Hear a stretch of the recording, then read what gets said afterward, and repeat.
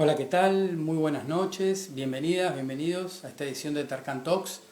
Hoy vamos a tener el placer de conversar desde Chile con el doctor Patricio Silva. Él es médico cirujano, es miembro de la Fundación DAIA y vamos a estar charlando un rato acerca de dolor crónico y cannabis, conocer un poco más sobre él, sobre su experiencia eh, en el tema de los tratamientos a base de cannabis. Ahí vamos a aceptarlo, doctor. Ahí estoy viendo su invitación.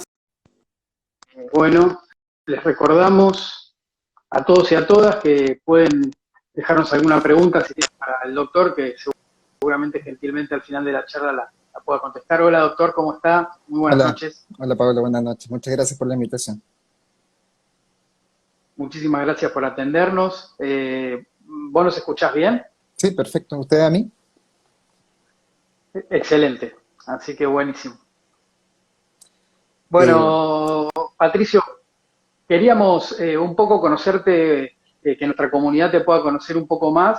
En principio, como para comenzar, saber cuándo fue que te empezaste a vincular con los tratamientos y las terapias canábicas, cuándo fue ese inicio y digamos, por qué te empezó a interesar. eh, es un poco larga la historia, así que la voy a sintetizar lo más posible. Eh, Partió por una experiencia un poco más personal y familiar. Tenemos un componente, una persona de la familia que posee una epilepsia que es refractaria, por ende nosotros buscamos distintos tratamientos, estando dentro vinculado en el área de la salud, incluso con neurólogos reconocidos, y lamentablemente existen epilepsias que no responden a tratamiento o de repente están con más de 3 fármacos y aún así siguen los síntomas. Entonces así se denomina el término refractario.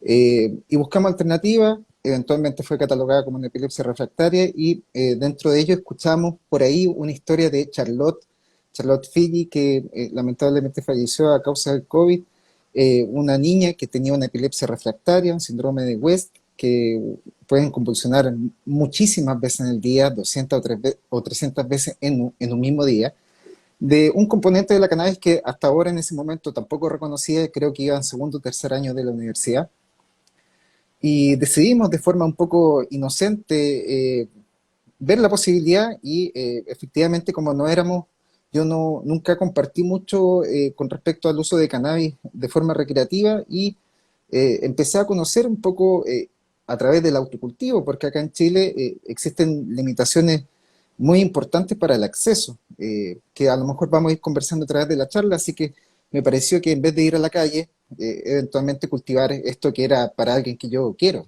Entonces, a través de ello, un poco leyendo, instruyéndome, no había tampoco muchos conocidos que supieran guiarme en el proceso, hasta que salió una planta. Y en realidad fue el único uso que yo conocía hasta ese momento, el uso pirolítico, quemado, fumado. Lo hicimos, en realidad fue un poco gracioso, fue una cosa ya de vínculos muy cercanos familiares, y empezamos a observar con el tiempo de que las crisis no se presentaron. De hecho, ya han pasado 12 años de ese momento, un poco más, yo creo 15, alrededor de eso, y cero convulsiones. Entonces, llegó como una experiencia personal a través de la exploración y la ingenuidad, un poco descubriendo y teniendo mucho miedo, porque en Chile hasta hoy en día es criminalizado muchas veces el uso médico. Entonces, fue un interés casi de devoto a esta planta que eventualmente la empezamos a conocer un poco más, a estudiarla, incluso con un doctor que somos colegas en la fundación, un día conversando y nos preguntamos si de verdad en algún momento nosotros podríamos indicar esto como tratamiento médico. Eso creo que fue en cuarto año de la universidad y hoy día trabajamos juntos en la fundación. Así que le mando un saludo grande a Rudolf, que es colega de la fundación, y que hoy en día, ya después de varios años salido de la universidad, ya van a ser alrededor de 7 8 años al parecer, eh, estamos trabajando juntos en esto, que fue una conversación un poco utópica ya en ese momento, porque hasta ese momento también la criminalización era como bien pareja para todos. Entonces, eh, empezamos a explorar y de hecho entré a otra fundación que es Latinoamérica Reforma, que también aprendí mucho a través de la experiencia de los pacientes, así que le agradezco haber compartido sus historias con uno que eventualmente también va explorando junto con los pacientes esta nueva vía de medicina que muchas veces los pacientes requieren, necesitan o de repente eligen por solamente valores, ideologías, creencias y que también hay que respetarla e incluirla dentro de una terapia. Entonces, yo creo que esa es la historia más resumida. Nos encontramos con Ana María, nos invitó a trabajar en la fundación, así que ya han pasado un par de años, ya llevamos unos 4 años trabajando con pacientes, llevamos yo creo que unos 15.000 pacientes, y yo creo una pequeña anécdota, hace un par de años cuando estaba iniciando esto, vi a un doctor que es súper reconocido, que es el doctor Dustin Sulak, que es de Estados Unidos, y en la primera presentación decía que tenía más de 15.000 pacientes o 25.000 pacientes. Era una cantidad para mí absurda de pacientes y de trayectoria y de experiencia. Entonces dije, como soy un poco ansioso también, dije, no, es que yo nunca voy a lograr esa cantidad y yo creo que entendí que esto es solo un proceso, que hay que acompañar a los pacientes y los pacientes nos acompañan a uno.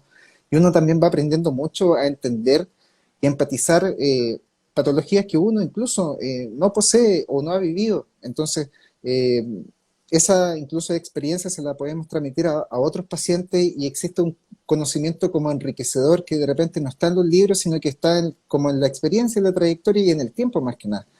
Así Claro, que es más que de repente querer empírico. atender mucho, yo digo, mi trabajo es solo en el box y dedicarme a los pacientes y una cosa, yo digo, buena y mala a la vez.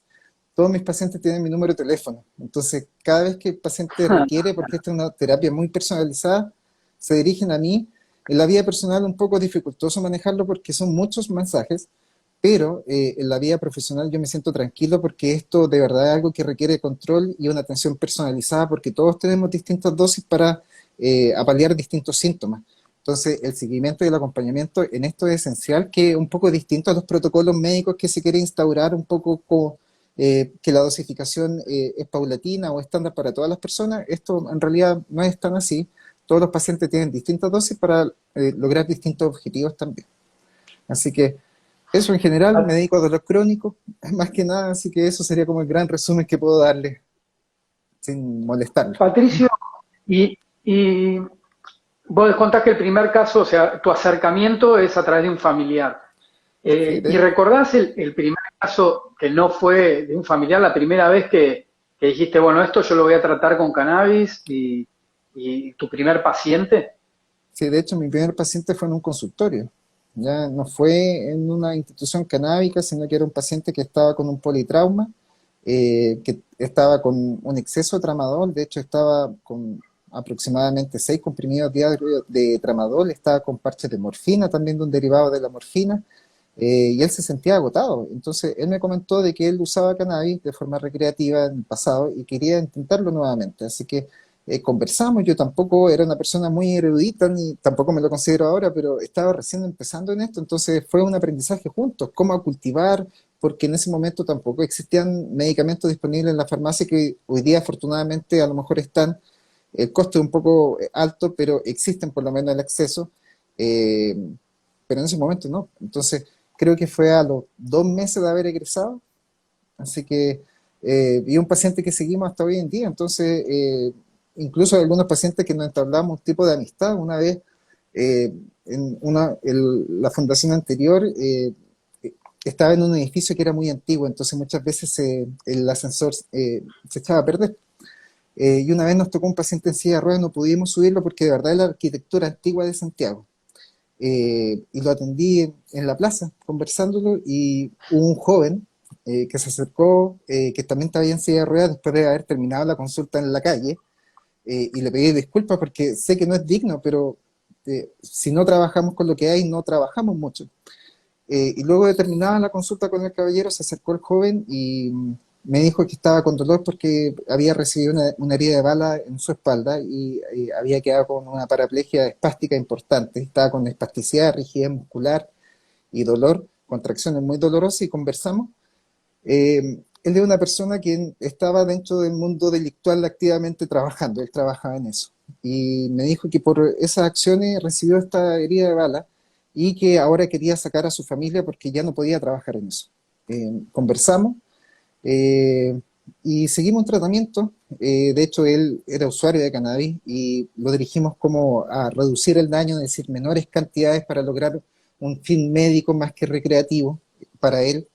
Y él empezó a reconstruir su vida. De hecho, él hoy día es eh, jugador profesional en los Juegos Paralímpicos de handball. Entonces, es un Mirá. rotundo cambio que de repente son experiencias que uno no pretende buscar y que de repente nos encuentran a uno que nos da un poco de fuerza para poder ayudar a las otras personas, porque yo creo que también es importante preocuparnos de dónde sacamos la motivación. Entonces son casos de repente un No, poco arduos, difíciles, pero la pero hay que estar recompensa muchas abierto, veces, sí. hay que estar abierto también a que pase, no es que pasan a uno. Hay que estar abierto a escuchar y a que pasen y vos en ese momento que abriste a esa persona que se acercó a vos a la plaza y medio que te pidió un consejo, hay mucha otra gente que no, que tampoco se abre en ese momento. Sí, pero yo creo que igual es importante considerar como el rol profesional que uno puede tener.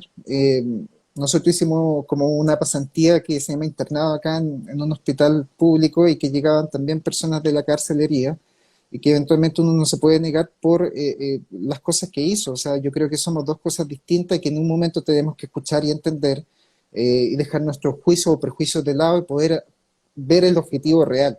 Yo creo que muchas de esas personas se han sentido así, no lo quiero justificar, pero por tratar de entender el fenómeno, que han tomado malas decisiones, además porque nadie lo ha acompañado. Es una de las causales múltiples que a lo mejor puede tener. Entonces, yo creo que nuestro rol no es, como médico por lo menos no me considero un juez, entonces yo creo que el trabajo del juez es un poco complicado y no me gustaría estar en sus zapatos, así que yo me quedo con el trabajo de médico, que es un poco apuntar a la integridad física, mental y muchas veces espiritual de las personas, porque muchas veces el mundo médico actual ve como de forma muy concreta, muy biológica y muy científica. Yo tiendo a ser así para basarme en los fundamentos médicos, pero las personas tienen un árbol gigante de factores que también tenemos que entender. Una vez me llegó una paciente que llegó un poco callada, no estaba conversando mucho y los familiares estaban empujándola un poco a que tomara el tratamiento con cannabis porque estaba con dolor.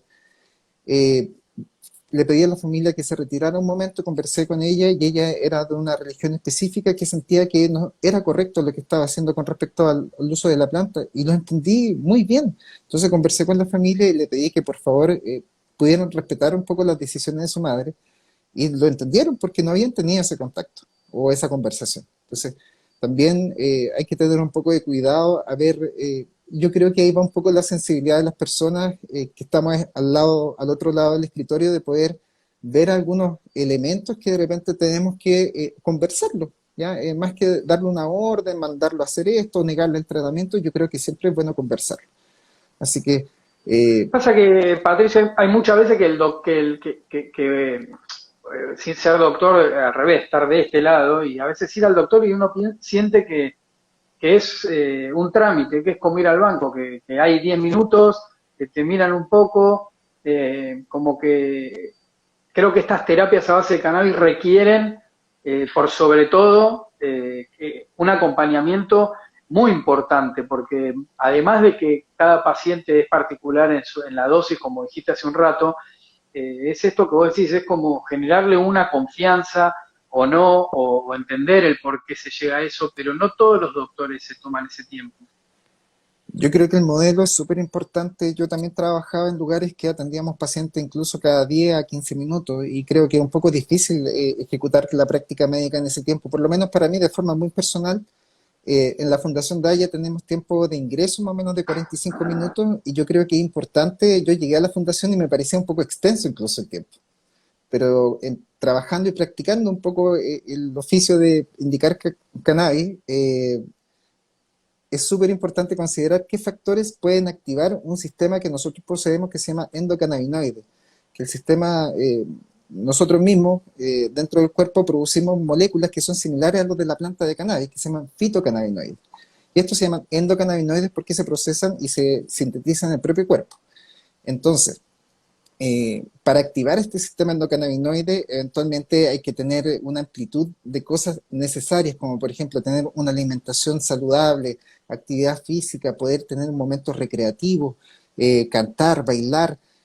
tener momentos sociales sanos, relaciones sanas, y también van otros determinantes sociales que muchas veces va en el ingreso que pueda tener monetario las personas, la seguridad social. Entonces es un poco complicado abarcar la activación del sistema endocannabinoide para que esto tenga efecto, porque si no están los receptores dentro del cuerpo, por más que indiquemos cannabis, no va a tener mucho efecto porque los receptores no están ávidos, ¿ya? Entonces, por eso nos tomamos un poco el tiempo de ver en qué trabaja, qué es lo que hace, qué le gusta, y ahí de repente en esos vacíos en qué le gusta, las personas se sienten muy perdidas. ¿Por qué? Porque sienten que de repente lo lúdico, lo social o lo recreativo es como una pérdida de tiempo. Entonces yo le digo, hay que reconquistar un poco la sensación de pasarlo bien, de estar tranquilo y de contemplar, ¿ya? El mundo va tan rápido que no nos alcanzamos a sentar y poder ver y disfrutar las cosas que suceden alrededor. Entonces es un poco complejo coincidir muchas variables para llegar a un buen tratamiento. Entonces yo creo que nos dedicamos una media hora a conversar de esto, y yo creo que unos 15, 20 minutos para conversar de tratamiento de cannabis, porque efectivamente hay que arreglar muchas cosas antes de iniciar un tratamiento. Por ejemplo, los pacientes que tienen diagnósticos psiquiátricos, yo converso que lo básico es tener por lo menos un ritmo de vida lo más normal posible, poder dormir bien, levantarse temprano, ducharse, vestirse, tener actividad física y comer bien. Si no hacemos eso es difícil, por mejor tratamiento, incluso farmacológico, canábico o con otras sustancias psicotrópicas, no va a tener mayor resultado si de repente no aplicamos la disciplina en algunas cosas. Así que por eso nos tomamos tanto tiempo y con el tiempo me agradó, los 45 minutos no tengo ningún problema y muchas veces hablamos incluso más de una hora. Así que de repente me tengo que callar en las consultas y dar otra consulta para poder terminar la consulta. Entonces, nada, me gusta Pero, mucho la dinámica que se va dando. que se genera, pero además porque ustedes, digo, me parece que también cuando se lo toman así, ese tiempo que uno se toma es un aprendizaje también muy grande para ustedes, porque al estar, como siempre decimos, esa doble variable entre conocer al paciente, conocer el producto, conocer cómo responde, entonces en esa charla y saber cuál es el background del paciente, qué puede estar haciendo que desbalancee al sistema endocannabinoide en esa persona, si es estrés, si es mal descanso, si es mala alimentación. Todo eso a ustedes les genera el aprendizaje de esos 15.000 pacientes que tenía Dustin y que terminan siendo un recurso tan rico de conocerlos y que después eso también le pueda servir a otros profesionales también. Sí, afortunadamente la Fundación también se ha encargado de poder entregar herramientas a otros profesionales de la salud, y de hecho existen cursos básicos y avanzados en la Fundación para poder un poco dar a conocer que esto, más que una práctica que yo la entiendo y la respeto mucho, que viene de origen natural, es un poco mal mirada del mundo médico más serio. Entonces nosotros tratamos de aterrizar toda la bibliografía que está disponible, el conocimiento que está disponible en estos cursos, para que los colegas, de hecho acá en Chile, tanto el médico como el odontólogo pueden indicar cannabis, y muchos de ellos no tienen idea que se puede hacer. Entonces nosotros tratamos de entregar las herramientas para que sea un aprendizaje seguro y tenga un final feliz, ya con un paciente que no tenga efectos adversos y tenga efectos positivos. Así que tratamos de Pato, hacer todo lo posible. te hago una consulta. Puntualmente, ¿cuáles serían para vos los principales beneficios de las terapias con cannabis en dolor crónico? Mira, yo creo que el dolor crónico hay que analizarlo de una forma un poquito más amplia que sentir dolor, ¿ya? Una experiencia negativa Ok. que en general se prolonga más del tiempo de curación, que son más o menos alrededor de máximo 3 meses, y tiene también determinantes psicológicos muy importantes, sociales muy importantes, biológicos muy importantes, incluso familiares. Eh, por ende, el uso y los beneficios del uso con cannabis en el dolor crónico es que uno de los componentes de la planta, que es el tetrahidrocannabinol, que es la sustancia que tiene un efecto psicotrópico, y eso está definido como una alteración, puede ser en los grados de conciencia, en la conducta, el ánimo, el juicio, el humor o la percepción. En general siempre se mira como malo los psicotrópicos, ¿ya? Como algo negativo que hay que escapar o eludir. Yo creo que eventualmente lo psicotrópico es un efecto también positivo en las personas de dolor crónico, en aquellas que pueden tolerarlo y hay algunas que lo buscan e incluso lo desean, en donde la persona puede tener momentos de relajo. ¿Por qué? Porque disminuye la percepción del dolor y además disminuye los grados de ansiedad. Por ende, lo que siente el paciente es como una sensación de liberación para poder hacer lo que le gusta. Entonces, el tramadol no hace eso, el grupo de que se llama analgésicos no esteroidales como el ibuprofeno, el ketoprofeno, no hacen eso. Y de hecho el tramadol en el uso crónico también altera los niveles de serotonina, produciendo una disminución de ello, y al final el paciente se va aplanando emocionalmente y uno ve las caras de los pacientes con uso crónico de cualquier tipo de derivados de la morfina, que son más apáticos, en general no son tan reactivos, y yo creo que en eso va un poco la vida, es decir, la vida es un poco más alto y bajo, más que una sensación plana, ¿ya? Entonces, yo creo que está comprobado que es un uso analgésico, ya primero, y yo creo que también tiene gran utilidad. ¿Por qué? Porque permite a las personas poder sacar la atención del dolor y poder concentrarse en otras cosas. Yo creo que para mí es la utilidad más grande, por lo menos, porque yo veo más dolor crónico que otras cosas, y eventualmente también produce relajación muscular, inicio del sueño, es decir, que induce el sueño de forma muy amable, también mejora el ánimo. En los pacientes que están, por ejemplo, en quimioterapia o en radioterapia, en proceso oncológico asociado a cáncer, eh, estimula el apetito, que es uno de los factores importantes de cómo se afrontan las terapias, porque las pérdidas de peso, incluso muy bajo peso, restringen las terapias que van, por ejemplo, la cirugía o la quimioterapia o la radioterapia, pueden restringirlo solo por el peso. Los pacientes también se vuelven muy inapetentes, también tienen muchas náuseas y vómitos sobre todo las quimioterapias, y disminuye las náuseas y los vómitos. Ese es uno de los beneficios en general del THC, que es uno de los componentes de la planta. Y el otro gran componente de la planta sería como el CBD. El CBD también tiene un potencial analgésico. Clínicamente yo prefiero el THC porque tiene una efectividad más rápida, porque el CBD se debe usar en dosis más altas para de repente lograr un uso analgésico. El CBD también tiene una acción ansiolítica importante, es decir, disminuye los niveles de ansiedad y tiene el beneficio de no producir sedación, que en general es uno de los efectos adversos de los ansiolíticos tradicionales, como el alprazolam, el clonazepam, el clotazepam. Por ende, el paciente puede, incluso como no es sedativo, no es narcótico ni tóxico, puede hacer sus acciones, puede conducir con CBD, puede trabajar en la altura con CBD porque no tiene alteración de conciencia. Entonces, yo creo que en eso va también, bueno, el THC y el CBD, también para hablar cosas que son símiles, son desinflamatorios, analgésicos, tienen un efecto anticonvulsivante importante ambos. Sobre todo el CBD generalmente se indica más con un uso pediátrico en la epilepsia refractaria pediátrica, y de repente uno va evaluando incluso el CBD. Yo he dejado en epilepsia en adultos y ando muy bien también, distanciando las crisis, disminuyendo el tiempo de la crisis y mejorando el posictal, que es el periodo donde el paciente despierta de una crisis, despierta menos agotado, menos desorientado también. Entonces, son varios, yo creo que los beneficios que nos podemos topar con el uso de cannabis, pero yo creo que es tiempo, más que de disminuir el conocimiento que tenemos, de especificarlo un poco más. Y yo creo que va en eso la importancia de los estudios clínicos, de ver qué cannabinoide tiene un efecto específico. Hay algunos que disminuyen los niveles de azúcares, hay algunos que tienen un efecto anticonvulsivante específico, que no tienen efecto tan psicotrópico tan potente. Entonces yo creo que es importante que vayamos avanzando, pero yo creo que también tenemos que ver lo que está pasando, la fenomenología.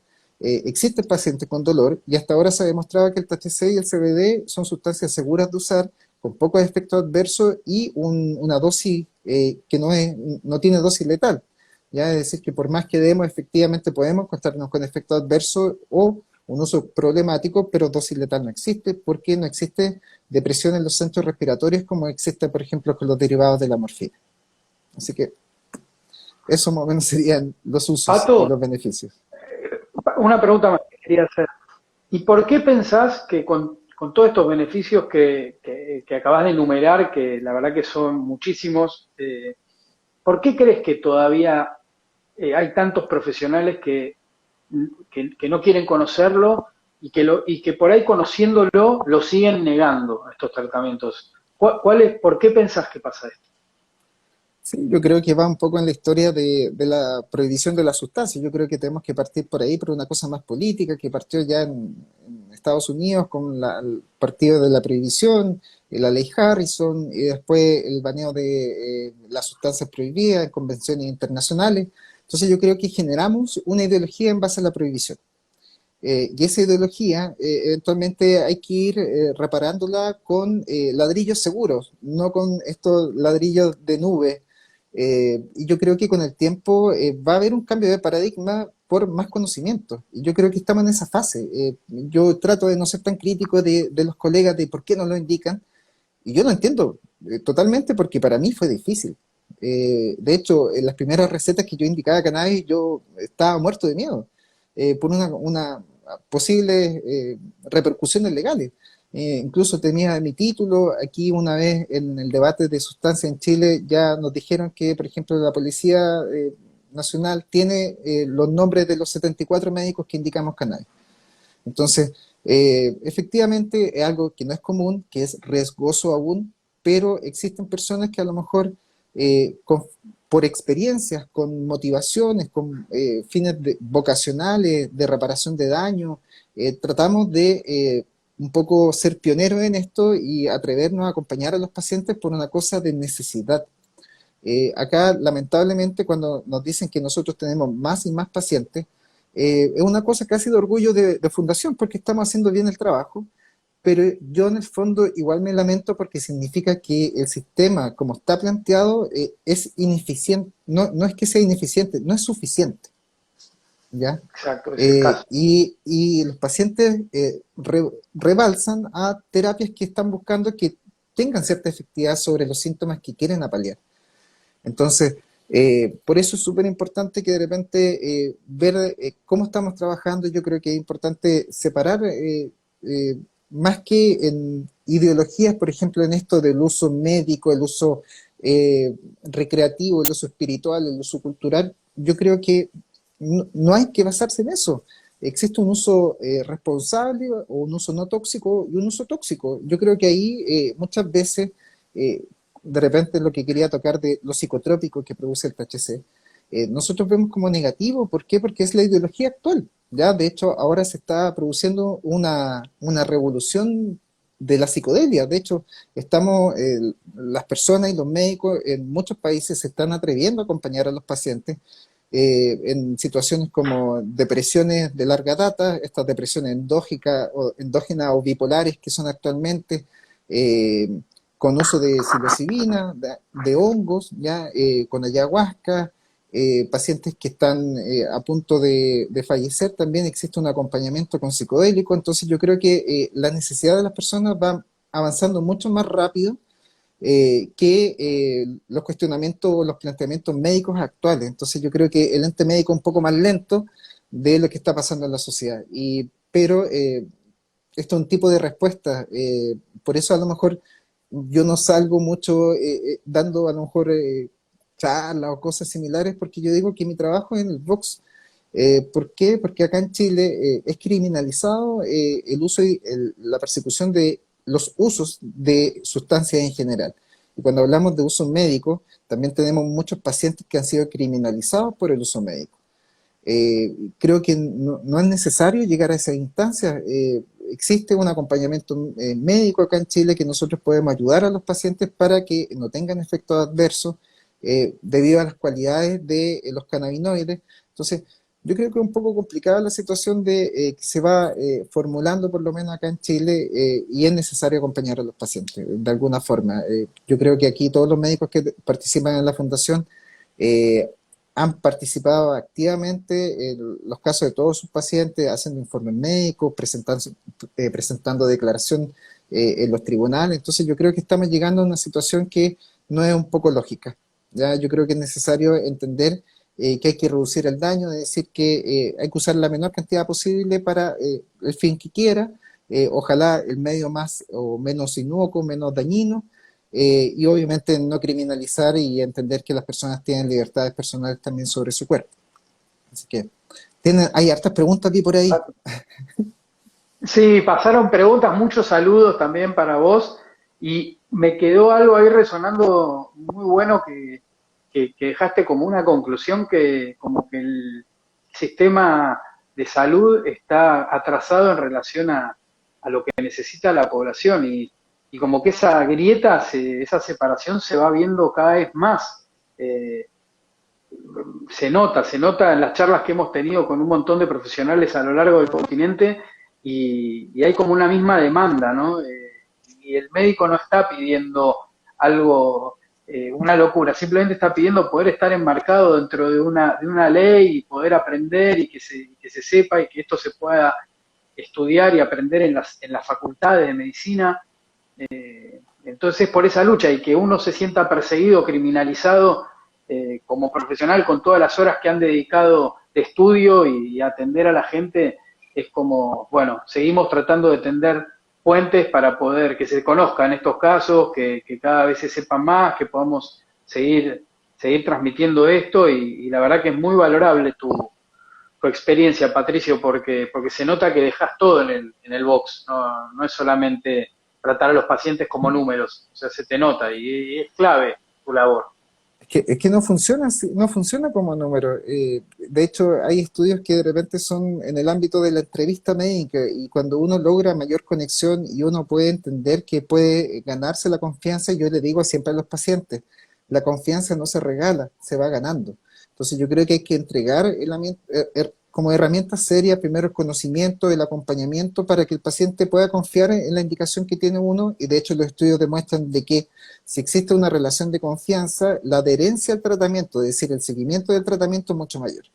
Entonces, yo creo que no va con números, ¿ya? Entonces yo creo que ahí la clientela se va, ¿ya? Porque es clientela. Entonces, yo digo que acá los dos somos un poco pacientes, porque yo tengo que escuchar su historia y usted me tiene que escuchar la indicación, ¿ya? Así que, Totalmente, y se arma y se va nutriendo cada parte también, porque digamos, el paciente debe confiar en el médico, pero no por una imposición o por respeto, porque es una autoridad, sino por eso, porque le llega, porque le cree, porque se compromete, como era antes, ¿no? Creo que antes la vocación de médico era mucho más personal, se involucraba mucho más el profesional con el paciente. sí, yo creo que antes a lo mejor La existía una familia, visión, sí, existía como una visión más paternalista, que como que uno le daba la orden al médico, o sea, ¿no? al paciente. Yo creo que ya pasamos esa metodología.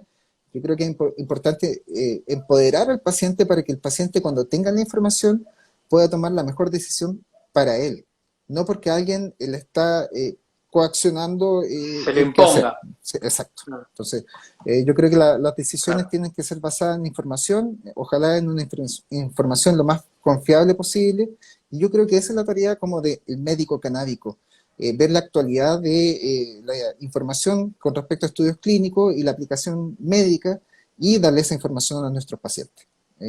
Así que yo creo, a mí me encanta eso porque es algo como aventurero incluso, en el sentido de que no sé dónde termina esto, pero yo creo que va por buen camino. Yo creo que en el mundo está cambiando muchas como grandes potencias que están dando un poco, cediendo terreno. De hecho, en Alemania creo que escuché el otro día también que están pensando algunos partidos en aprobar el uso recreativo y médico.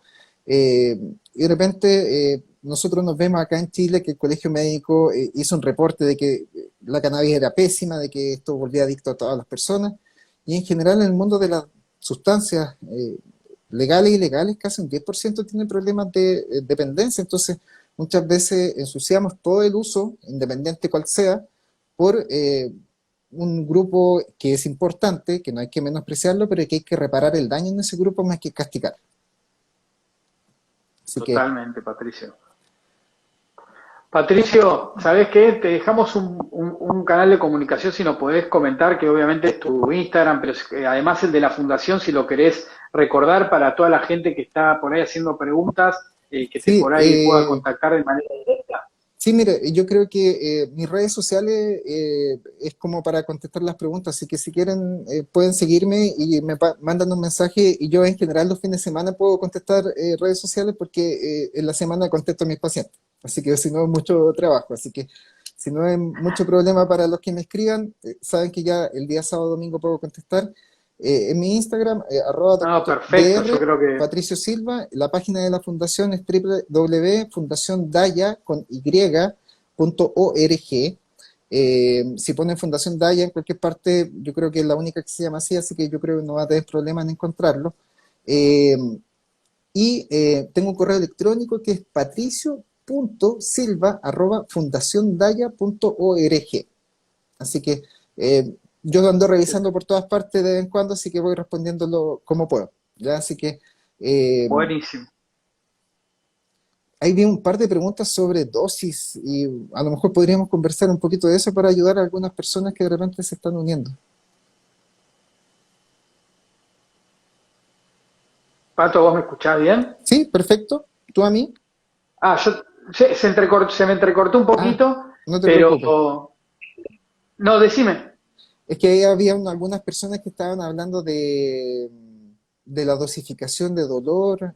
No sé si a lo mejor le respondemos a ellos. No Sí, quiero sí, sí, pasarlos de largo. contestemos, no, está perfecto, contestemos esa pregunta, a ver si la podemos, vos la tenés acá. ¿Cómo, hola doctor Patricio, sobre la dosis en miligramos, cómo se calcula o aproxima para CBD o THC? Perfecto. Mira, eventualmente va a depender primero la tolerancia del paciente. Si el paciente ha tenido experiencia previa con cannabis y si en esa experiencia tuvo buena respuesta o tuvo mala respuesta. Si de repente un paciente tuvo alguna experiencia con cannabis y tuvo mala respuesta, en general de práctica profesional, parto con CBD o con un THC-CBD que tengan cantidades iguales, o la planta o el aceite o la extracción. Cuando en general juntamos los dos, el efecto psicotrópico también disminuye, versus plantas que tengan o extractos que tengan solo THC. ¿Ya? Esa es como la primera regla. Lo otro, eh, cuando se hace de forma artesanal, nosotros tenemos una forma de cómo poder hacer los aceites en la fundación para que podamos tener cierto estándar. Por ejemplo, cuando nosotros sugerimos a las personas hacer su aceite artesanal, sugerimos 1 gramo por cada 10 ml de aceite de oliva en una preparación a baño María, ya que es una olla con agua y un bol, ojalá resistente al calor, arriba por 3 horas.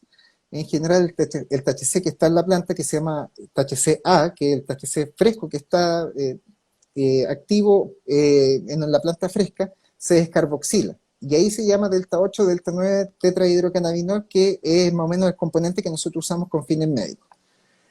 Eh, Ese aceite, si es una planta predominio de THC, queda aproximadamente, bien aproximado, 0,5 miligramos por gota, ¿ya? Un gotario tiene 20 gotas que un ml.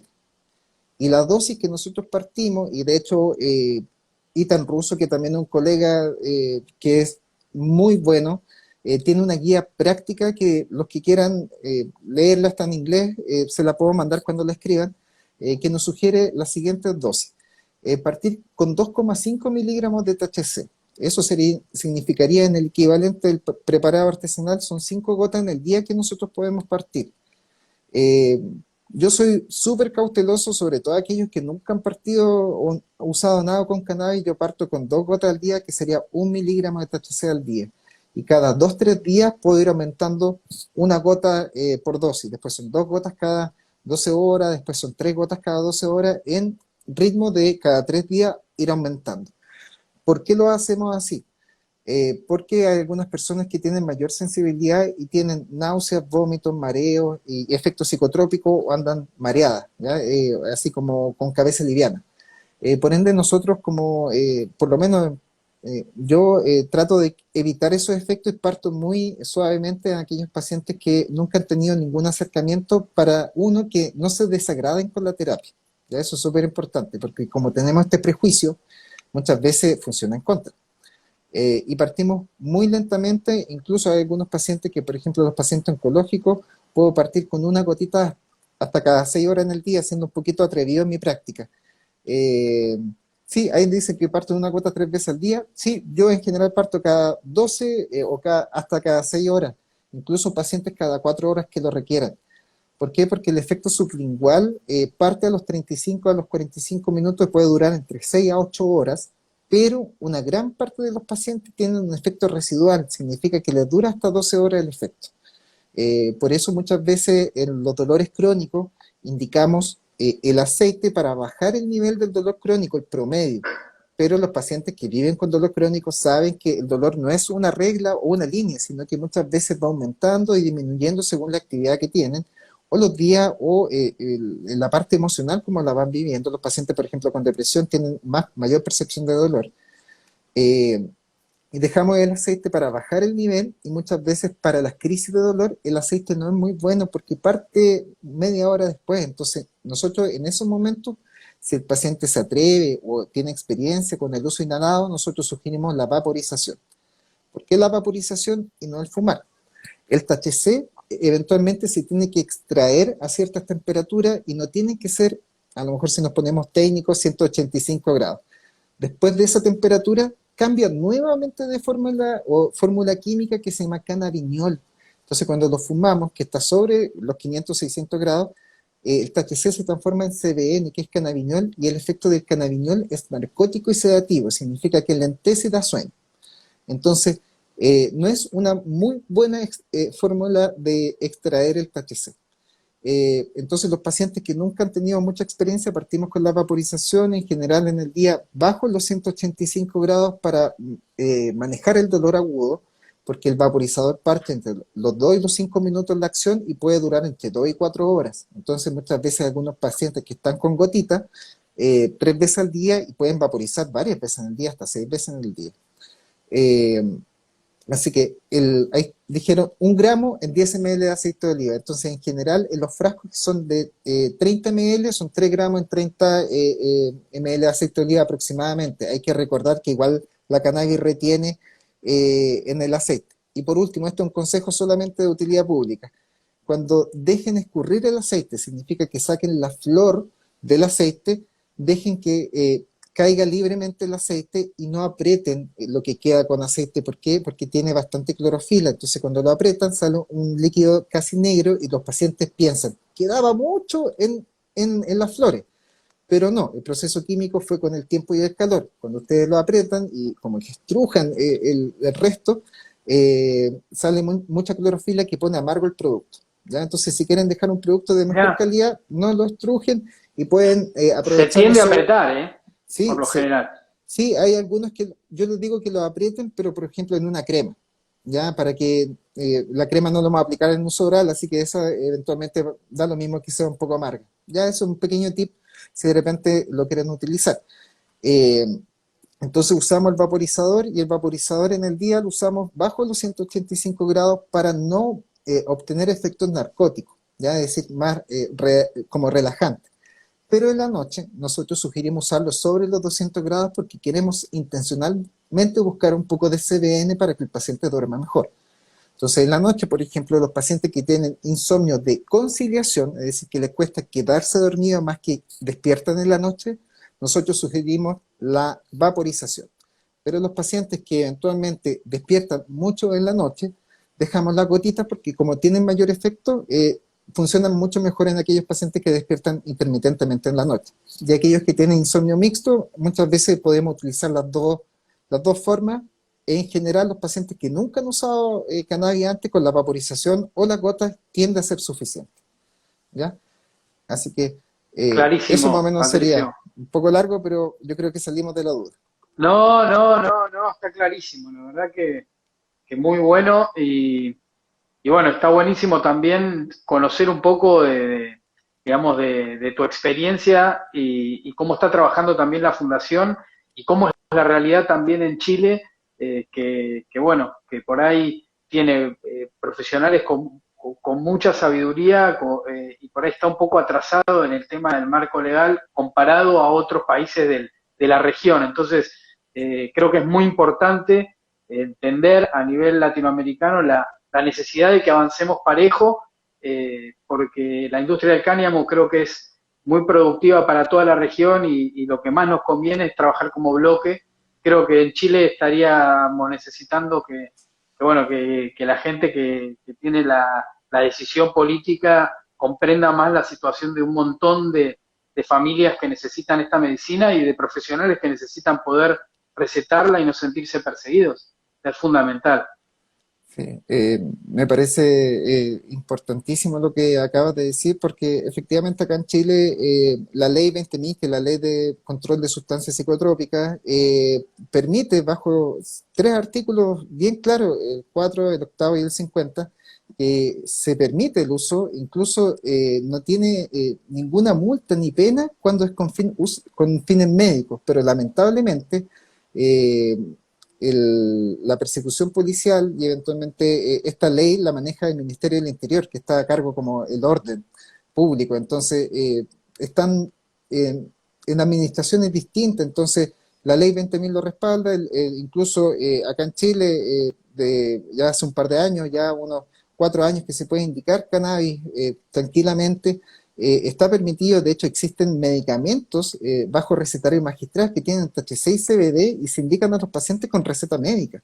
Entonces, es un poco, yo no lo Confuso, comprendo, bastante. sí, de que por ejemplo personas que Sí. tengan los medios o puedan hacer el esfuerzo económico no son penalizados en ninguna forma, y la persona que está un poco obligada a cultivar porque no tiene los medios, aproximadamente puede salir unos 40 a 70 dólares el producto mensual, que no tienen ese dinero y tienen que cultivar, sean criminalizados. Es decir, aquí está muy claro, eventualmente las personas pobres sufren mayores riesgos de intentar un tratamiento médico con cannabis solamente por el hecho de no tener los recursos. Entonces, es sumamente injusto. Yo creo que esa es una de las principales realmente motivaciones que tengo yo para poder acompañar a las personas, sobre todo que muchas veces no tienen los medios como hacerlo. Yo los puedo entender porque yo también en algún momento no los tuve, ¿ya? Entonces, yo tengo pacientes, atiendo en la fundación y atiendo una consulta particular. No atiendo mucho en la consulta particular porque me gusta mi tiempo libre también, pero me han llegado pacientes a la consulta y entendiendo. Una vez un paciente me dijo que tenía que ir a trabajar, a hacer un pololito, que es como un trabajo pequeño, al pueblo, y estaba lloviendo, pero a chuzo. Aquí se dice lloviendo a chuzo cuando llueve muy fuerte. Sí. Y de verdad como que me sentí en la universidad, ya cuando de repente no tenía muchas lucas o dinero para, me compraba un café y era la comida del día. Entonces yo le dije, oye amigo, no te preocupes, de verdad, es porque me siento como obligado, no en el sentido como de caridad, sino que en el sentido de que yo No, también fui tú. moralmente. ¿Ya? Entonces, no puedo dejarlo pasar. Entonces, muchas veces nos llegan casos así y yo creo que en momentos de repente de tiempo personal puede ser una incomodidad, pero cuando uno lo hace, yo me siento muy tranquilo que es como lo que debía hacer. ¿Ya? Entonces, ¿por qué? Porque o si sigue usándolo puede que no tenga ninguna consecuencia, pero si tiene una receta médica y llegan carabineros o policía, por lo menos tiene algo como defenderse, teniendo obviamente los antecedentes médicos que corresponden. Entonces, yo Totalmente, creo que doctor, es importantísimo. importantísimo para nosotros que nos llegan personas como que esta es la última oportunidad, la última esperanza, y yo creo que, claro, hay que mantener una expectativa más o menos regulada, pero muchas veces es la forma que tenemos que ayudarlo. Entonces, eh, me suena un poco difícil no ser empático.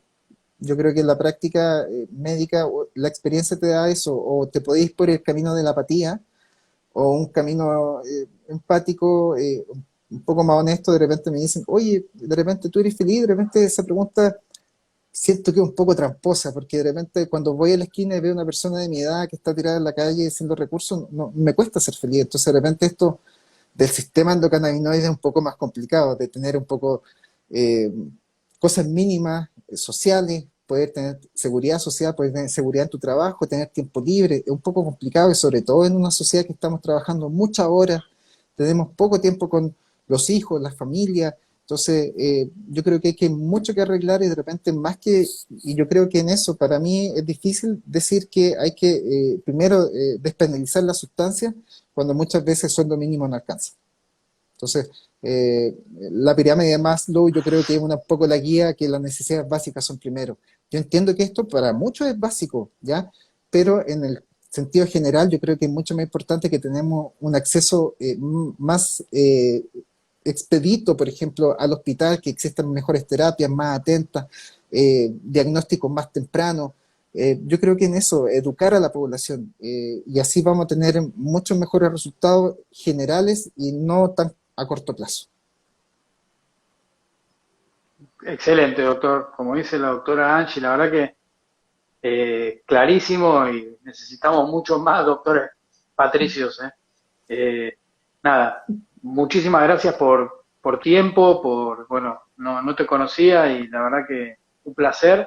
Y bueno, y nuevamente agradecerle a través tuya a toda la fundación que hace un trabajo, la verdad, excelente para seguir generando un espacio para que la gente pueda sentirse segura, consultar y saber que ahí hay información confiable y gente que está capacitándose y jugándose a veces su matrícula para poder ayudar y seguir alzando a la planta. Así que muchísimas gracias, Patricio, por este rato.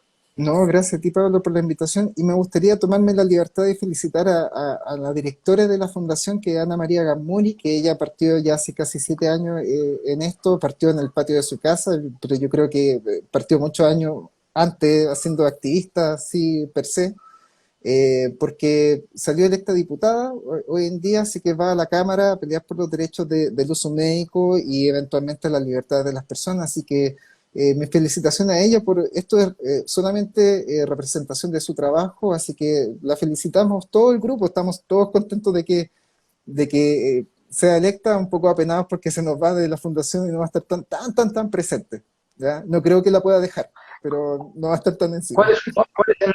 ¿Cuál es el nombre de ella? Ana María Gammuri, ya, ella es la Ana. jefecita, le digo.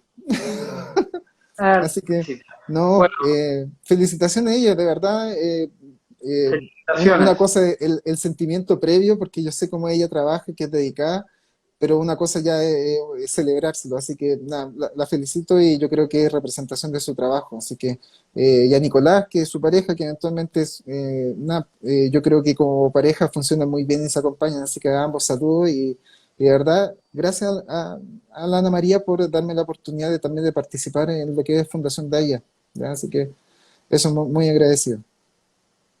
Gracias, doctor. Muchísimas gracias de verdad de corazón por este rato y bueno, y estaremos en contacto seguramente más adelante y de verdad todos nuestros abrazos para la gente de la Fundación. Muchísimas gracias, Muchas Doc, gracias, Pablo. y que Cuando tengas una muy quieran, buena noche. igualmente, que estén Seguro bien, cuídense. vamos a estar conversando para hacer alguna otra charla. Muchísimas gracias, doctor, ¿eh? Nos vemos, cuídense, buenas noches. Chao, Chao, saludos, chao. un abrazo grande. Muchísimas gracias a todos y a todas por estar presentes y la verdad que hoy se hizo un poquito más extenso, pero valió totalmente la pena porque conocimos a una persona espectacular, además de todo lo que nos enseñó. Así que nos vemos el martes que viene con la doctora Belén Ferro, que nos va a estar charlando desde Argentina, de la Fundación ReproCam. Saludos y buenas noches. Gracias, doctora. Hasta luego. Chao, buenas noches, gracias a todos. Gracias.